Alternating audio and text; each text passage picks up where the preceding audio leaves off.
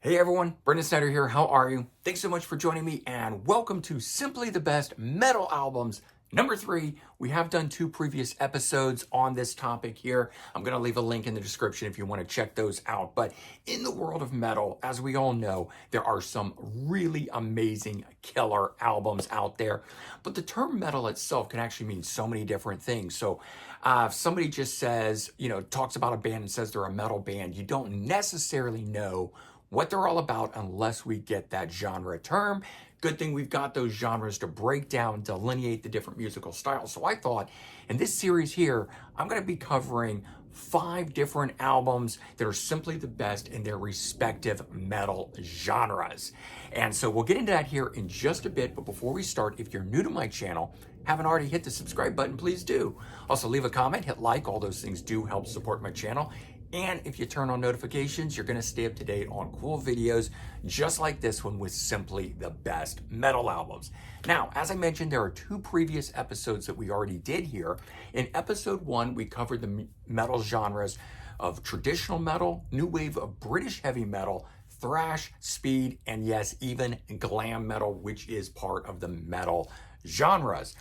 In episode 2, we covered power metal, neoclassical metal, symphonic, progressive, and industrial metal. So all 10 of those already done. We are going to cover 5 more genres of metal now, kicking off with groove metal and Pantera, Far Beyond Driven from 1994, their 7th studio album. When you count the 4 independently released albums that they put out before they were actually groove metal.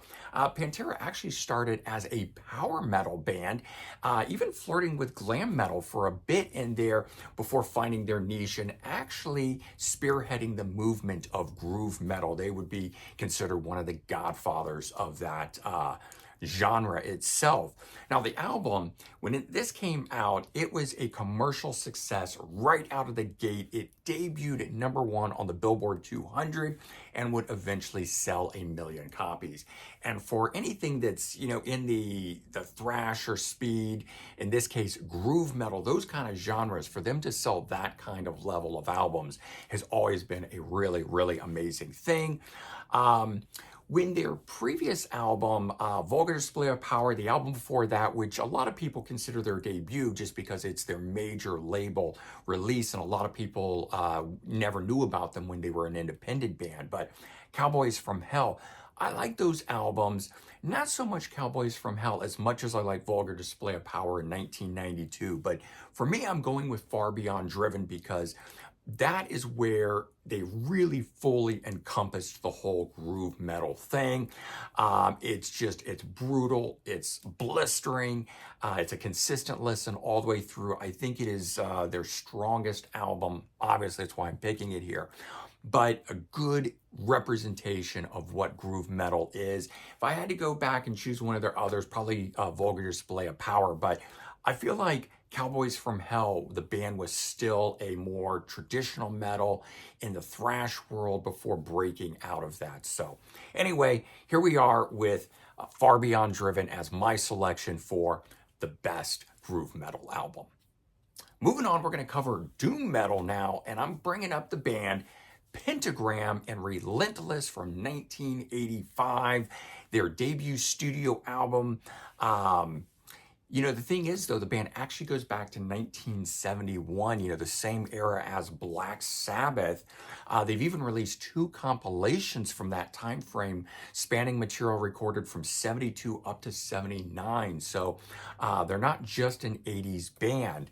They've actually got, a foothold going all the way back, which I find really interesting about a band that was around that time, sounding like Sabbath, that didn't get signed, only to come out around later on, but then essentially spearheading doom metal. The band is led by vocalist Bobby Liebling, who's the only original member left in the group. And, definitely a defining factor of it. But I think that the band owes a lot of its sound to guitarist Victor Griffin, original guitar. Well, when I say original, but at least going back into the 80s at that time frame, not from the 70s. But the material that they released from 85 on, definitely Victor Griffin, who's also really well known in the doom metal world because he's played in other bands. Place of Skulls is a great project that he did. He's also part of a group called Death Row, but I also know him from his solo work. So very, very amazing guitar player, worth checking out beyond just Pentagram.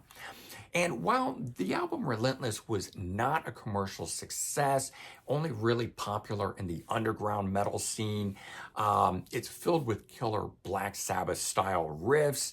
And certainly deserves a lot more attention than it has ever gotten. All 11 tracks on it are amazing. Check out track number 1, Death Row, and track number 3, Sign of the Wolf, which is a personal favorite of mine off of the album.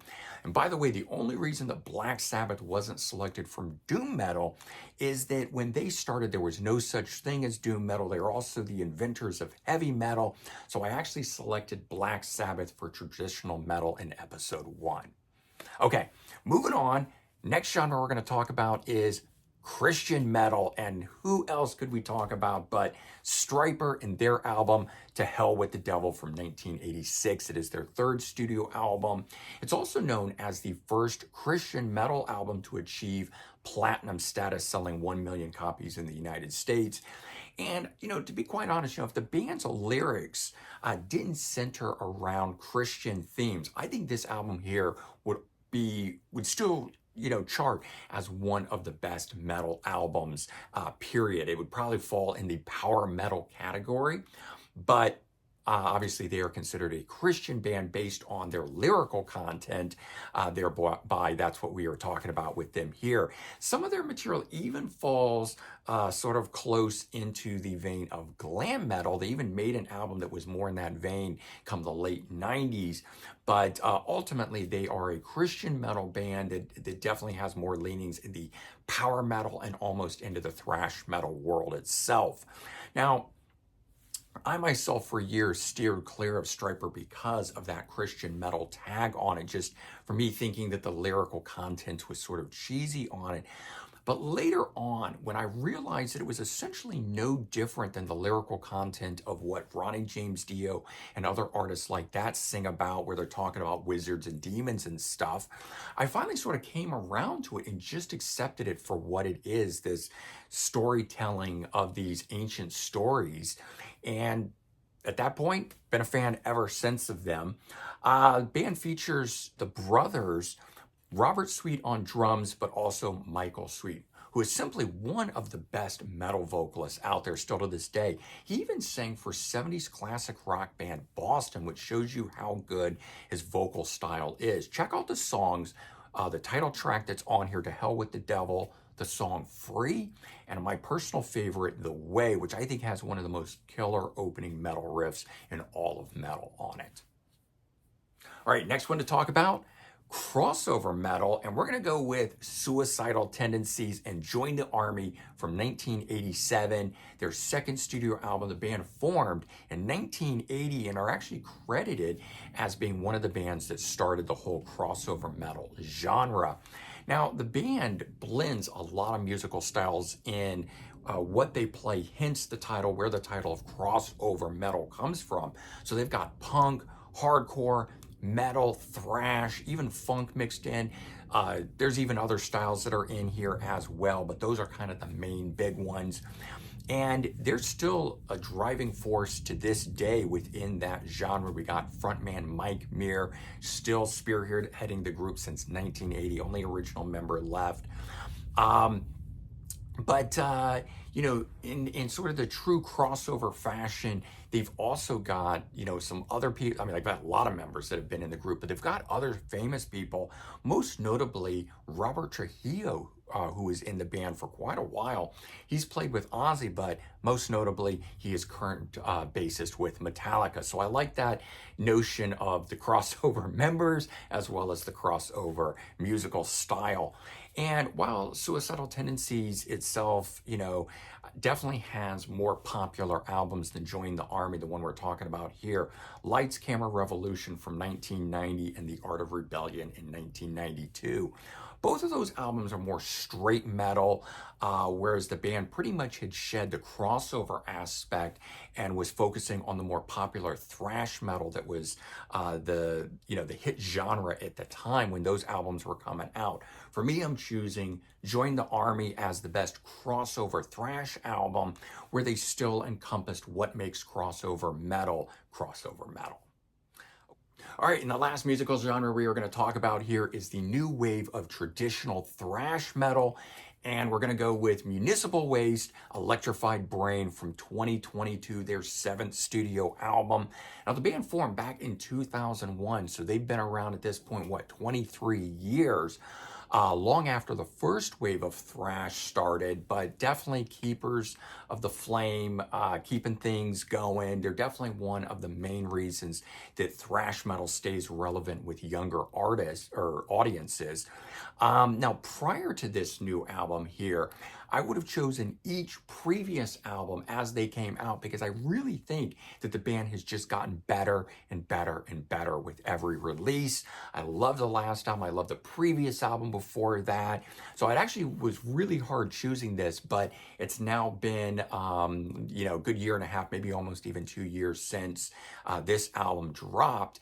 And I'm really, really still enjoying it. So that's why I'm choosing it here. Incidentally, Municipal Waste is also listed as a crossover thrash band, having similar sound to the thrash era of Suicidal Tendencies. So if you like those two more popular Suicidal Tendencies albums that I had just talked to you about, Lights, Camera, Revolution from 1990 and The Art of Rebellion from 1992, you're going to like Municipal Waste. So I definitely recommend this band. Their songs are brutal, in your face, classic sounding thrash. Check out the title track, Electrified Brain, Demoralizer, and a personal favorite of mine, Grave Dive. I love that title. Man, this album is so good. I highly, highly recommend. It's not only one of the best new wave of traditional thrash metal albums, but one of the best albums from 2022, in my opinion. All right, so there you go. Simply the best metal albums. Number 3, these are obviously the best ones in their respective genres. Remember, we've done previous episodes covering other musical genres. We've got traditional metal, new wave, British heavy metal, thrash metal, speed metal, glam metal, power metal, neoclassical metal, symphonic metal, progressive metal, and industrial metal. 10 genres covered before. With the 5 we just did here now, we've covered 15 metal genres. Hopefully you guys have enjoyed running through all of this here. If I find 5 more metal genres to do, I'll make a 4th one, but I think we're starting to scrape the bottom of the barrel with all these different genres that are out there. Maybe we'll get into some subgenres of these genres themselves. Who knows? Let's see. But definitely let me know your thoughts on these 5 genres that we just covered in this video here. And if you haven't checked out the other ones, check the link in the description and go check those out and leave your thoughts and comments on those videos for those respective genres. All right, everyone, take care. Have a good one, and I'll see you soon. Bye-bye.